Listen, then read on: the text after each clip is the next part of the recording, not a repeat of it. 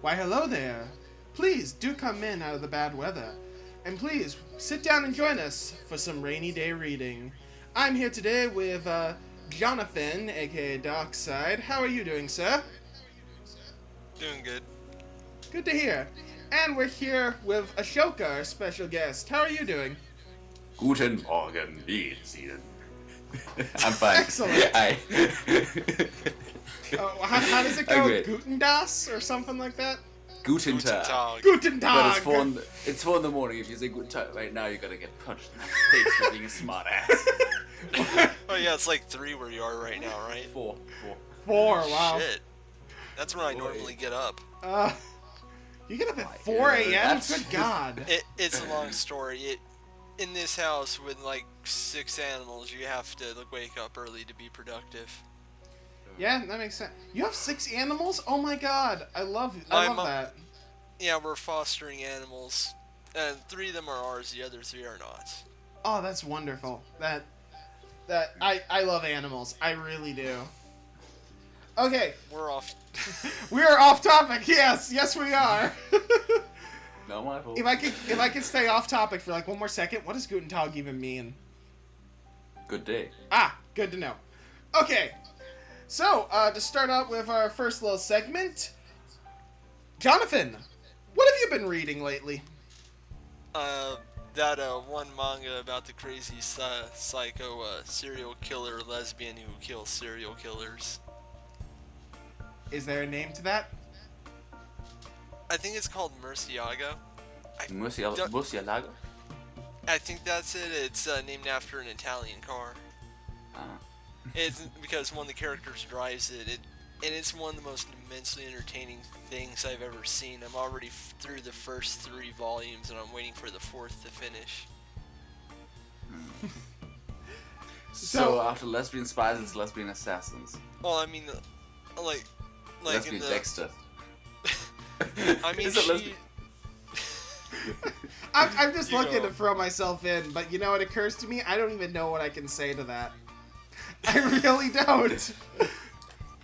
I just want to say I'm gonna do a full review of that later, but basically it is immensely entertaining, kind of brilliant. It throws in a lot of little, a lot of wordplay and symbolism you don't notice the first time through, and it starts pointing it out in future chapters, and you start seeing it's building towards something bigger.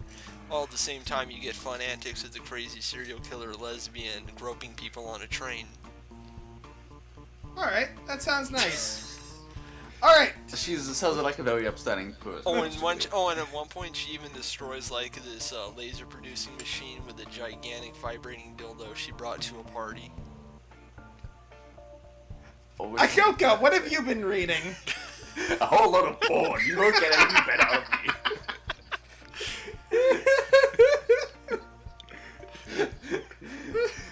Okay, well, joking aside, basically the only thing I've really read which is new, I've been keeping up with a whole bunch of series, is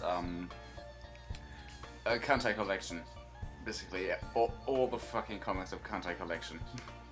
And there's way too many of those.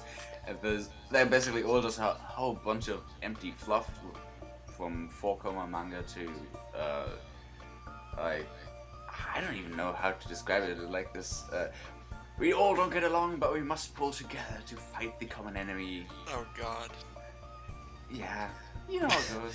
Oh, I just remembered, I also read that genderberry Yuri manga, Kashimashi, the one where the guy gets turned to a girl by aliens because he suddenly died and the aliens announce it to the world, That and was a then hell it's of a like live reading session, I must say. and it's like 7 chapters of fluff and then sudden key inspired magical bullshit angst. I saw I saw images from the first chapter that you were reading. That looks ridiculous, just right out the bat. And it should be, but then it's not, because then it just goes in a bunch of nothing bullshit for like the entire series. And eventually, the main character finds out she's dying because she's running out of faith, and that is the literal explanation. Wait, she's running out of faith. No, Fate. fate. Oh, fate. Wait, what's different from what I said? And this is the thing Fate, the you said scientific fate. alien said is happening. The scientific alien. Fate. Okay. Science. but you mentioned Kashimashi reminds me that actually I have also been reading Bokugo, and read that instead. That's actually much more lighthearted and fun. It's basically the same story. Oh, and Monster Musume, that daily life of monster girls thing. It's pretty fun when it's not being disgusting. How often is that? It's kind of like 50-50, good, bad. I'm actually up to date with that manga. It's stupid. It is the stupidest harem series I've ever seen. I kinda really like it for how stupid it is. It is very scumbaggy, but at the same time, it has those moments where it just gets silly enough to make me laugh. We can agree that Sue is the best character, right? Absolutely! Sue is the slime girl, right? Yes! Good aim. Oh yeah, they have all very imaginative names, don't they? She's a little Roomba. Yeah, she is. And if you feed her poison mushroom, she gets an attitude. Yeah, she starts cussing out. And, That's like, what. That's pointing out honestly people's my flaws. favorite chapter. Is the one where there's perhaps the least sexualization, up to a point. In that it's just simply how do we feed this many monster girls living under one house? And I think that's honestly like that was the best chapter up to that. And then Sue decided to. What did she do again? I think she like started sucking on the plant girl's tits, and then it was like, okay, yeah, this is the stupid harem series we watch. We fucking yeah, read. what's that? We watch it this summer. Oh, Jonathan, right now, give us a sneak peek. Who's getting stuck reviewing that? Oh, we have no idea right now. We're still trying to get through the spring, and we haven't started planning for the summer yet. Oh, Speaking my of God. which, I'm behind. I just caught up with Punchline, but I still got to really catch up with Pilates. I'm really behind on that one, which is weird because I like it. All right. I'm not gonna dive too far into this because We're running sneak- out of time. Yes, we are. All right. So you know what? I was gonna talk about fucking Parasite, but you know what? Since we're gonna talk about all the ridiculous bullshit that everyone's been reading, let me tell you two motherfuckers about Bowling King. Oh my God. I have read 25 chapters of this. Let me tell you something. The main character in the first chapter is introduced by having he's like the shortest, tiniest high schooler that's ever lived, but he has the strength of 10 men in his left arm. And you would think, okay, so that's the thing. That's the big thing about this manga, is that, oh, he's got a lot of strength, and so he's gonna learn the basics of bowling, something's gonna make him want to go for it. It turns out that he's also a prodigy genius on the level of Jesus, because he can copy every professional bowler just by watching them. Jesus. Yeah. Like the Jesus from the Big Lebowski, or? No, as in like I'm the fucking son of God. Do not step to me, you bitch. Are you fucking kidding me? No, the two bowling matches I've read to chapter 25, which I could talk about this fucking manga for hours and everything that's wrong with it just off of that. There are over 200 chapters of this bullshit that I'm going to read through, which means I may talk about this again next episode 2 weeks from now. But let me tell you, in the 25 chapters I've read, the two bowling matches were against two pro-level bowlers. The first one, he copied her hook shot. By the way, first off, every bowler is like super fucking amazing and can get strike after strike after strike if they are in the mental zone. Which Yes. I really think is not fucking right. Like, you know how in a sports manga, even the fucking greatest footballers, you know, I said that because I'm thinking sports manga, I Kill 21, because that's my favorite sports manga, by Oh, the I way. just I read love a that. good Yuri Dojin of that. God damn it. I didn't even hear the first part of that. I just heard Dojin and I assumed it was porn. Yuri Dojin. Okay, yeah. Alright, so back to what I was talking about with King Golf. Or not King Golf, that's another sports manga I really like. Bowling I'm just King. I'm just gonna say, I'm guessing Bowling King is like the spiritual successor to the Prince of Tennis, with all the bullshit it points out. No. Prince of Tennis never got this bad. Are you shitting me? Okay, you want to know what the big selling point of this fucking manga is? It's not the bowling matches, it's the pop culture references of the time that the main character makes to throw his opponents off their game. Because he's so good, they have to rely on the comedic value of stupid pop culture references to sell the manga. And then, that's not the worst part. The first bowler he faces has a relationship with the second bowler he faces, in which he accidentally, the second bowler he fights, Edgar, and the first bowler he fights, Mealy, I'm finally remembering their names, Edgar killed a stripper at his fucking bachelor party, and Millie's brother got sent to jail and committed suicide because he thought that he did it, and Edgar like ended up not going to jail. It turned out that later he was it was ruled an accident after a video was revealed showing him doing it. But this was known like months before Millie's brother hung herself. This fucking dark, heavy subplot is used by the main character to try to get Edgar's girlfriend to break up with him so she'll go out with him. Are you fucking kidding? I am not! And you want to know the best fucking part? He like forgives the fucking main character because guess what? Millie works for a fucking like casino owning Yakuza because first off, the reason I haven't named Edgar's girlfriend yet is because it's 2 T's, a slash, Z-U-H-N. Whoever can fucking pronounce that gets a goddamn cookie. So Edgar's girlfriend's father has to pay back a debt of like I think 3 million, whatever the currency in China is. And $5? I have no $5? Whatever, yeah, sure. And get this, it's because the brother of Edgar's girlfriend was in an accident that caused him to have to give up bowling that threw him into depression. All of these, like, dark and heavy subplots are just tied together so loosely to a jackass of a character whose only real comedy is making bad pop culture references.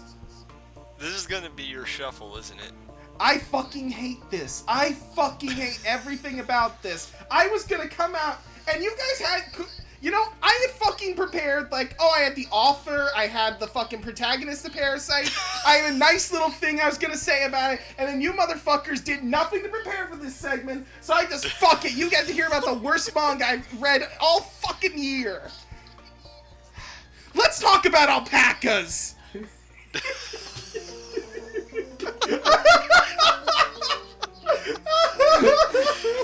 Oh, this is off to a good start. Oh, God. Oh.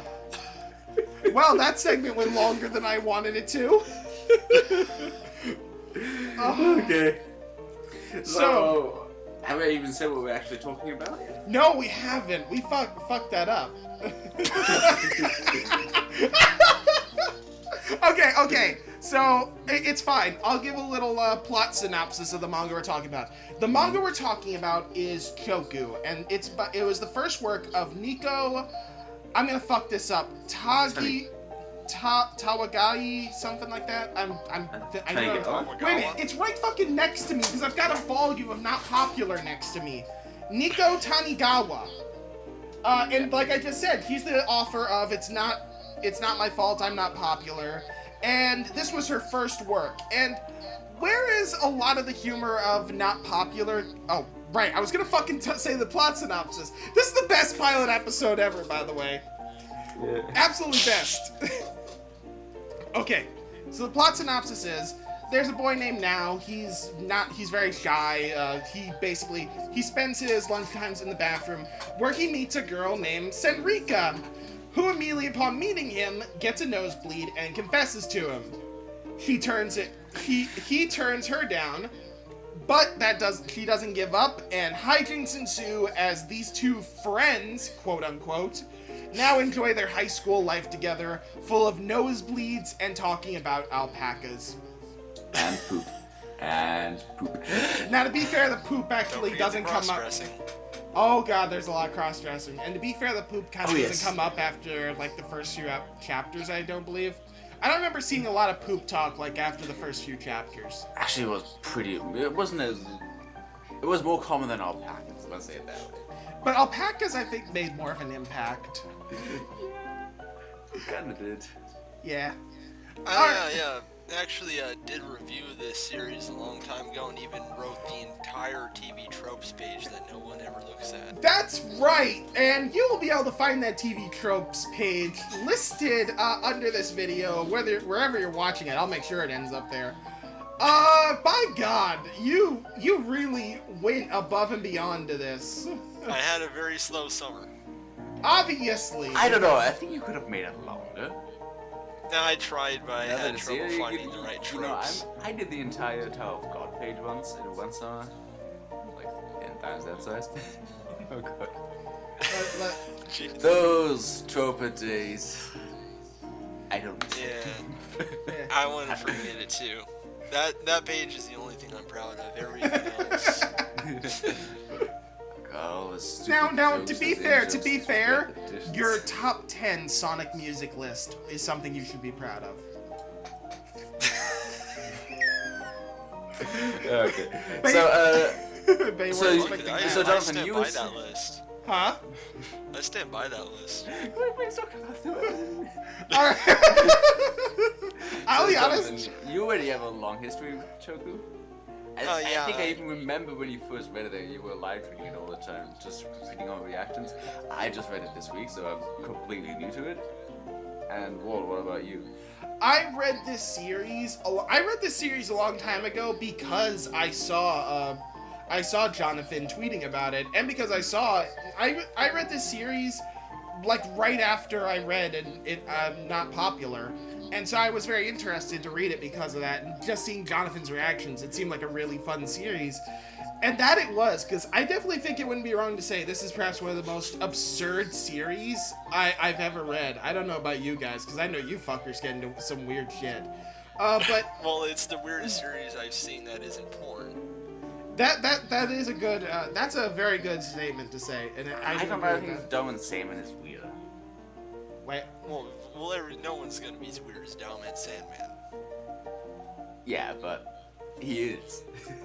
He just is fucking weirder than this, and yeah. did you guys just start having a conversation that I have no idea about? Just because. You don't know Dalman who Dalman Sandman. Sandman is? No, I don't. Oh, well, then we have a future episode of mine for you. Oh my god, yes, his entire bibliography. Oh boy, wonderful. Anyways, Why you should- Anyways, I first heard about this series when I was looking at the Watamoe page on TV Tropes, and I just saw it briefly mentioned. There was like no click to a page. I was like, I wonder what that is. And I looked it up, and I discovered the first page had, and well, after the first chapter, I can't go back. I had to read it all. Okay, so what did you actually think of the series? I think it's one of the funniest romantic comedy manga I've ever read. That's actually high praise because that is like the one medium that seems to make good romantic comedy of anything. I definitely enjoyed it. I wouldn't say it's funny. I think in a way it almost goes a little too absurd, and because of that it's not very relatable. And I always think because of that, like, there are better series than this. But just if you're looking for something completely absurd, this is an amazing series. Oh yeah. I gotta admit, I really stand by the character of Now, because it's really understandable that he gets pushed around by everyone in his life, and in a way he's almost bullied into growing up and becoming an actual, like, adult, because throughout the series he's a NEET. He plays like these porno games, he goes off to play video games during lunchtime instead of communicate with people. And because of that, kind of everyone around him sees him as a NEET. And suddenly when Senrika starts talking about how much she's gonna marry him, like suddenly everyone's like, okay, and so they all start really going on to now about how he's this neat, about how he's basically not reliable, and how she would basically have to carry all the bread and butter. In a way, he is kind of bullied to look at his own life from the outside in a way. And I feel like there's supposed to be a lot of comedy there, but at the same time, you're supposed to really feel sorry for the guy. And I really do. And I relate to him a lot, to be honest. I kind of get that. Let me go first, because at first I really didn't like Choku, because it felt very, very weird, detached, alien to me. You got lost at the part in the chapter, in the first chapter where she put him in a wedding dress, right? No, that was okay. that honestly made more sense than anything. People can enjoy their fetishes. I have no problem with that. But then with the time, funnily enough, the more mean-spirited it got, because this series got really mean-spirited the longer. Absolutely. Oh yeah. That was when it really got funny, because I think Nico Tanigawa is really good at being cool, without really good at making cool situations. And even in her first series like this, you can actually see how good she is at that. She's female, right? I think she is. Yeah, I kind of assume Nico is a female name.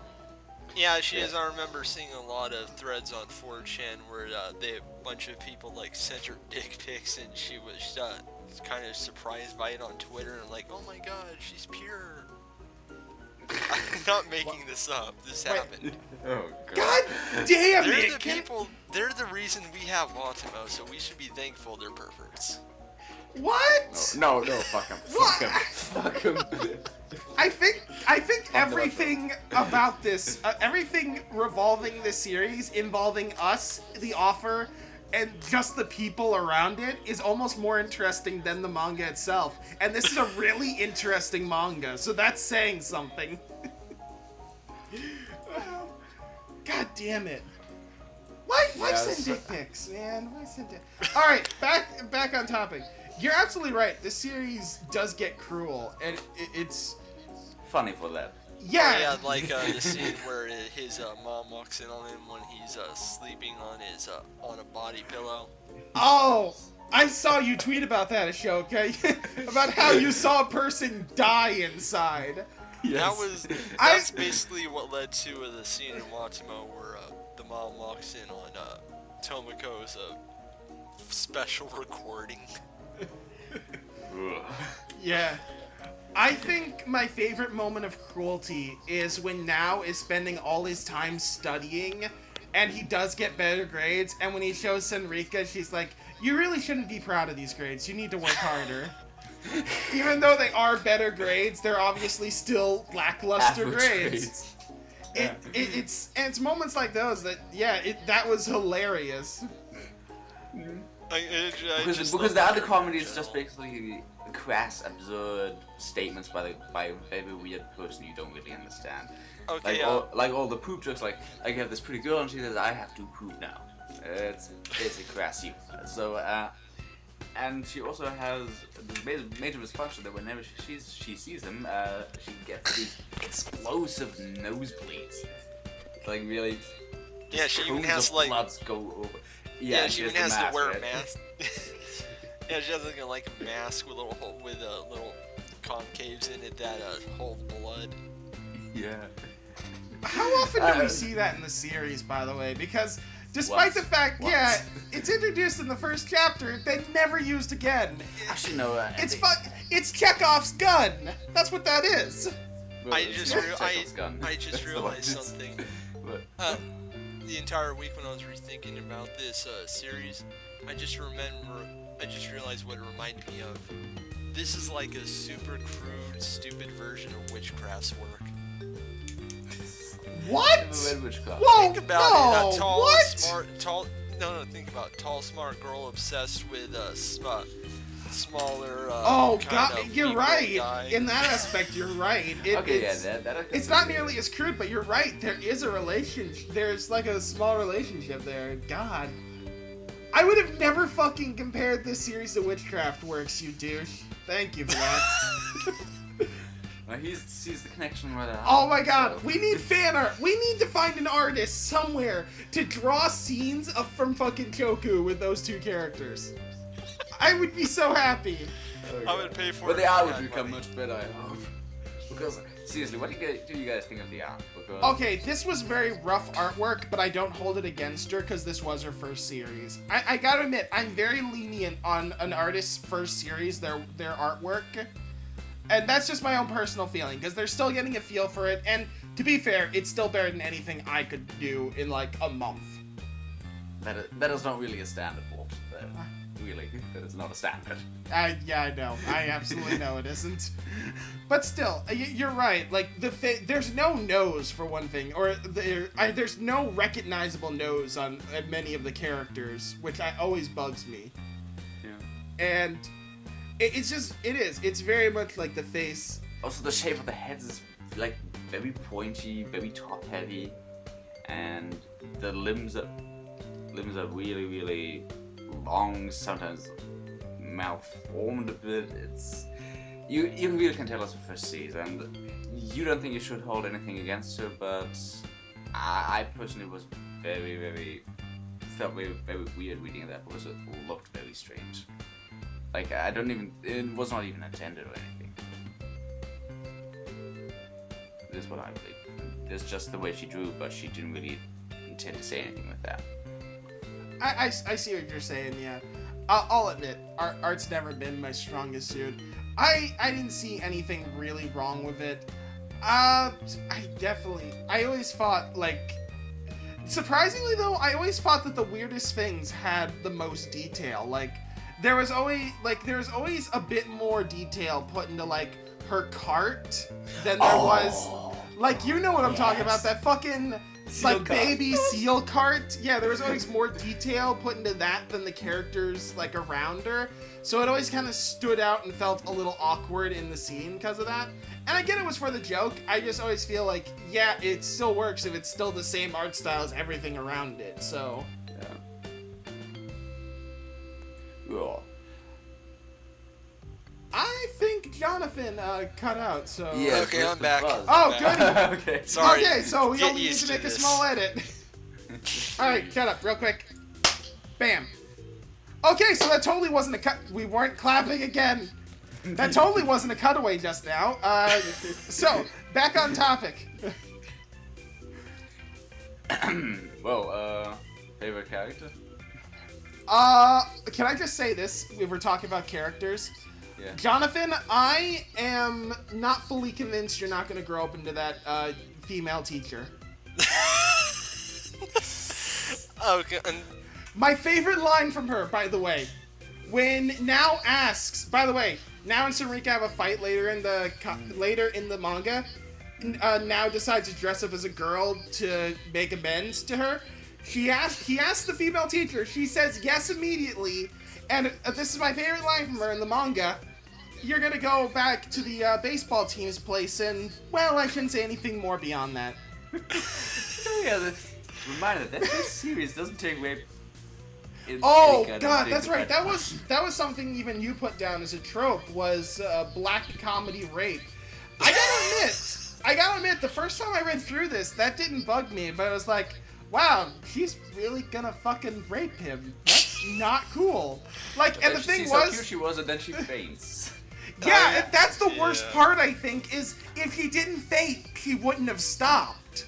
yeah, that was pretty fucked up in retrospect. Yeah, the entire relationship is fucked up. She just bullied herself into his life. Honestly, Yeah, Just kept kinda. bothering him, and the only reason he's sticking with her was because basically she's the only person who's been aware of her. honestly, Not even I'm gonna be kind of weird here, but I think they have a relationship that works by the end, but it takes a while to get there. Because Yeah. it's a mess the rest of the time for fun, and then it kind of gets, oh yeah, that makes sense. Yeah. Honestly, it is like it's kind of weird to see, like, there's a part where they mistakenly start dating, Oh, and well, it's Yeah. now just can't like bring himself to say anything, and I'm like, why not? You've literally been doing that since fucking chapter 1. Why is now so different? I think And- that's because you realized, hey, I may have feelings. I agree, but I feel like I don't know. I guess in a way, like, I think Ahsoka's right. Like, there is kind of a Stockholm syndrome here. Like, he's forced to spend so much time with her. And here's the thing, there's a lot of chapters, there's a lot of side chapters in this series that are just suited to comedy. And here's something I don't think we realized when first reading this. A lot of time passes in this manga. Like, I think now, like, starts the second year of high school in this series, and by the end of the series, like, he's starting his third year. So they like spend a full year together, and so you have all these side chapters detailing these comedy bits between them. But then you think about this is his day-to-day life, like, just all these different things happen to him on a day-to-day basis, where he goes somewhere to be alone, and Senrika always finds him, and they always spend all their time together. And you're right, in a way, he does kind of force her way into his life. So, I don't know, John, you seem like you really agree with the whole, like, they just kind of fell for each other because of the time they spent. Do you think there's anything to this? Yeah, I think they realize that there's something about each other. They see sorry, I'm saying this wrong. They see something in each other that they feel like they need or they want, and they're getting something out of the relationship, so that's a good basis for it. It just takes them forever to realize it. I just got the impression she likes him because he is actually kind of cute. That's what it is. Yeah, I kind of feel the same way. I mean, Think think about this. Think about this. There's a scene where Senrika's mother asks her, what does he like about him? The first thing he lists off is his looks. And then when she asks about what he likes, this is supposed to be a joke, but every time she always like adds an adverb. He's surprisingly nice. I can't remember the other things, but they were all like something. Yeah, like, they were all kind of insults, like, quote-unquote. Backhanded compliments. Yeah, she doesn't really respect him till, like, the end of the manga, where it seems like she actually sees him as a person, not just an object of a lust. Didn't the manga end, though, the exact way it started, with her, like, over the boys' room stall? Like... Yeah. By the way, spoiler warning all around. This isn't really a series obviously. where spoilers are that big a deal. That's a good point. Spoilers are necessary. Yeah. Otherwise you can't talk about it. Oh yeah, there's so many good highlights, like the scene where she crashes her motorcycle because she got distracted by looking at Now, or the chapter where she basically forces Now to play a porn game with her. I have only one line to say if we're listing highlights from the series. I smell a bitch you missed her chance to marry. That was my favorite moment, when she bust in through the window and said that. Which, by the way, that was the introduction of the female teacher. I think my favorite chapter is the one at the arcade. Oh, yeah. With part-time job. Oh god, like his face just.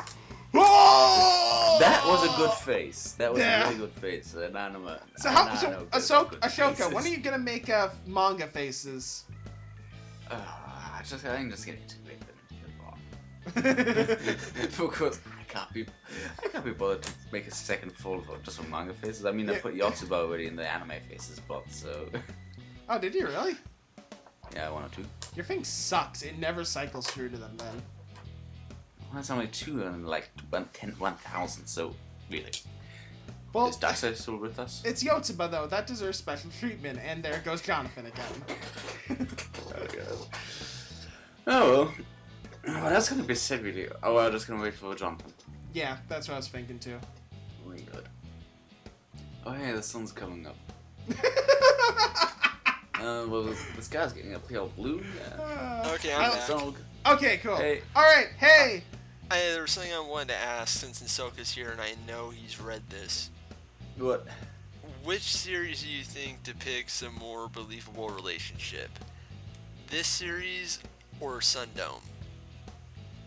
I'm sorry, I missed all the context of this. Sundome. What's going on? This is a Sundome. That's a good question, because the relationships in Sundome had more time to be established and stuff, and they basically just go ahead and say, yeah, this is all based on sexual attraction, and because these people are really fucked up, that's why they came to like each other. But then again, there's this whole thing. Oh my god, can I spoil it? Let's not spoil this one because I feel like we need to talk about this fucking series one day. Yeah, but because we're definitely gonna be on it because I think we're the only two people on the planet who like Sundome. Yeah. I threw away the cue card because I was mad that we like completely fucked up the "What are you reading" segment, so I can't write it down. But I will get the cue card out of the trash I will write that down. Yeah. By the way, guys, we're rolling up on 30. I'm talking. Well, I'm sorry, but we're rolling up on 35 minutes. We should be wrapping up. Okay. Okay. Let's just give I like our. Sundome more. I like Sundome more because with those characters I could understand. Like Serika, I just couldn't get behind her. There's just this one small chapter where we're inside her head, and then she's actually really relatable and likable, and you have more empathy and sympathy for her. Of whatever weird thought process you then really understand that she is a weirdo. But for the most part in the series, we just see the exterior. All you really see is the exterior of these characters, and their reactions are just weirdly similarly to a human being. Like when she cries, she just cries globules of water, and her nosebleeds are just really extremely comical. And otherwise, she has barely any other expression. And in Sundome, you have this entire expressiveness, this relationship forming, built on lust and other twisted desires. And I think this was just way more interesting and way better, especially because this series doesn't really have anything meaningful to say, I think. Okay, that's fair enough. After this podcast is done, I'm gonna run out to a convenience store. I'm gonna get one of those vocabulary word a day things because I like you said a bunch of words I don't know. Oh, I'm sorry. I'm sorry that wrap the this German up with upstaged our you in general English. thoughts. No, it's fine. English is not my first language. Your first language is American. Exactly. My language is America. Freedom fries, bald eagles, red, white, and blue, aiding Gerrymandering. minorities. I forget which restaurant. Do you remember when a restaurant for 4th of July did a red, white, and blue burger? Like the bun was like red, white, and blue. That was probably Arby's because that sounds awful. Or Carl's Jr. It was something, but I remember someplace did this. Remember when Carl's Jr. had a dessert item that was basically just a scoop of ice cream between two Pop-Tarts? No, That sounds what? wonderful. I want that. I'm now going to. By the way, I'm the one editing this, everyone. I'm gonna make sure. I'm saying this right now. I'm gonna make sure I Google Carl's Jr. ice cream between two Pop-Tarts, and I'm gonna post what comes up. Because I'm pretty sure whatever I get will be more appetizing than what Carl's Jr. was serving then. Because that sounds disgusting. I know that we're talking about snacks. We could wrap this whole thing up. This is Yeah, we can. Okay, so are you guys ready to wrap up our talk about alpacas? Yep. Yeah. All right, Jonathan, final verdict. I remember giving it a high score. I think it's like a 7 out of 10 for me now. I don't want to say it's great because like the art hasn't really aged well, and a few jokes kind of fall flat, and it's very meandering, but it has a charm to it, and it really comes together towards the end, and I just really like the characters. It's fun to revisit. Okay, Ashoka, your final verdict. Well, I say it goes from a boring series to a very passable, okay series that really kills the time well, if it fits your tastes. And that's why I can't really recommend it to anybody. I would just say read Watamori instead if you really want the good cringe comedy. Yeah, that's fair enough. Because Tanigawa will find herself there. Yeah. I definitely stand by that as well. This is a very absurd series. It's not going to suit everyone. it's definitely a curiosity piece if you want to see where Nico started, and for that reason, I would say why not? Just it's worth. I'd say it's not even that long a read. I'd say if you really wanted to read it, you could read it in about 2 hours. It's not that long of a read. So overall, it's not going to suit everyone's taste, and you're really not going to know if it suits your taste until you read that first chapter and you find out for yourself, because that's the kind of absurdity that this series deals in, that it almost revels in, and I can respect that, and no, not everyone's going to enjoy it. Well, folks, that's all the time we have. It seems the weather's been clearing up, so do join us again on another rainy day. Everyone, say goodbye before Jonathan cuts off again. Auf Wiedersehen, auf Wiedersehen. Goodbye, and don't trust communists. Don't you mean Comcast? Okay, actually, communists are okay. When compared to Comcast, communists are okay. Bye, everyone! Bye.